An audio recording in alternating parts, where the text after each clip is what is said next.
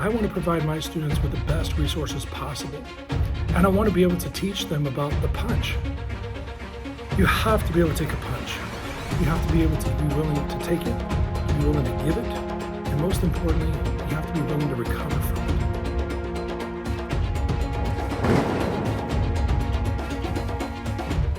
Hey, ladies and gentlemen, Michael Rhoades, President of Untitled Chapter and U.S. Director for the Korea Aikido Federation. Sure feels wonderful to be in class and training, and tonight I was able to actually spar with some of my black belts and share the love, so to speak. So one of the things I want to talk about is the importance of taking a punch, and especially as we're recovering from this pandemic, and just looking at the overall opportunity all over the world, as all my martial arts brothers and sisters, school owners, organization leaders, as we regroup and try to find out how to get our people back on the floor, feel comfortable in training. It's an opportunity to have this conversation, and I hope you share this with your students and friends. The importance of taking a punch. So sparring, a lot of times in martial arts, our purpose is to add stress. And we do this in ways of teaching technique and then make them go faster, practice faster, and maybe yell at them a little bit, make them work a little harder under pressure, and then against resistance, and then, in a form of testing in front of their peers, sometimes in front of the classroom, but a formal testing, and then proving to themselves and to their peers and to their instructors that they truly know the techniques, but in a stressful situation to add that stress. Well, the next level is sparring, and our sparring is full contact. We do boxing, kickboxing, ground defense. What we don't do is keep score, keep points, or do demonstrations. To me, self-defense is about survival, and we try to add that stress. We try to add that resistance training, if you will. Grandmaster Garland and I talk about resistance training and high stress environments and being able to train realistic and putting people in pressure. So that resistance training is really important. How to take a punch is one thing. It's different because a lot of emotions that come into play in sparring or fighting or self-defense, and what I refer to as emotional disorientation. When you go through that purgatory, if you will, between fight and flight, and you're kind of stuck in the middle. We have to get our students through that, and sometimes it's about learning how to take a punch. It's not personal, it's business. Being able to take the punch is one thing. Being able to recover from that punch, sometimes lifting yourself back up off the floor, sometimes recognizing that you have to persevere through that difficult situation and continue the fight because it's about survival. I think a lot of people in the martial arts community miss this, and it's so incredibly important part of training. People practice in forums and tournament stuff.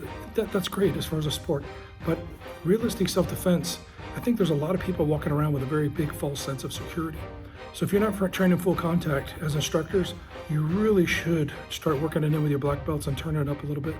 That's why MMA became so popular, because it held a lot of traditional schools accountable because they weren't training realistic, and they got themselves, got handed to them. So that in that aspect, it's wonderful. I think it's important to talk about a couple things about taking the punch, is about recognizing how you recover from that punch. And I think the whole world with this pandemic has taken a really big blow. How we recover from this is really important. Through martial arts education, through professional education, we influence, we enhance, we educate our students to rise above those obstacles, to go through those difficulties, to conquer their fears. And by able to do it in natural progression, baby steps, if you will, slowly adding that stress, that's what builds confidence. We don't do the total participation award and everybody gets trophies. That's not life, guys. I'm sorry, it's just not.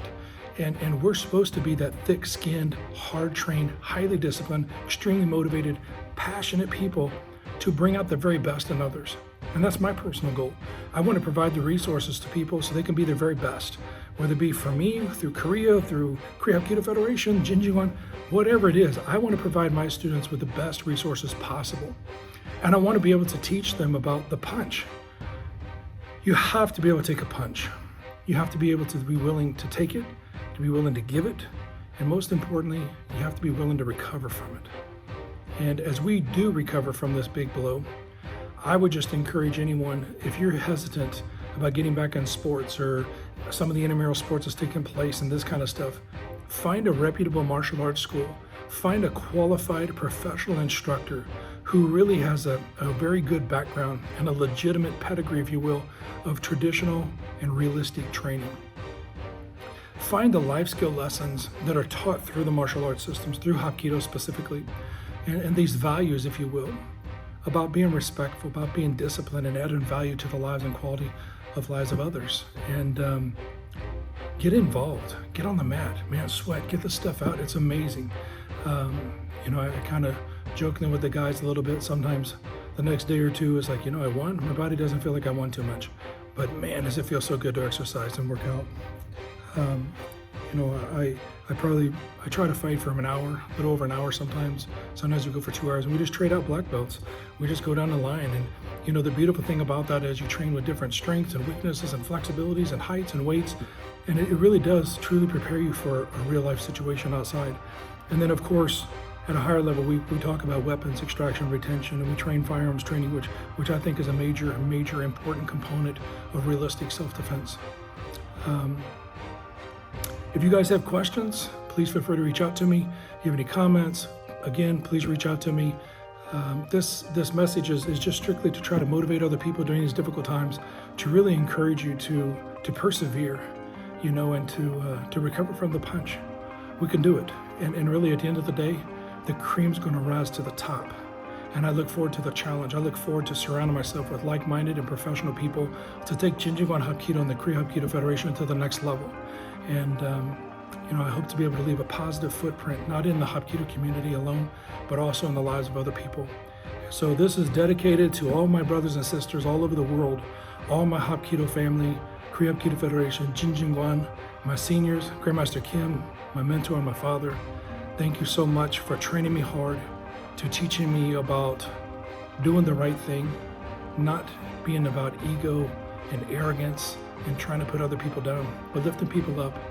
And I'm just really blessed to have such an amazing instructor to have taught me, and I hope one day I'm half the man he is.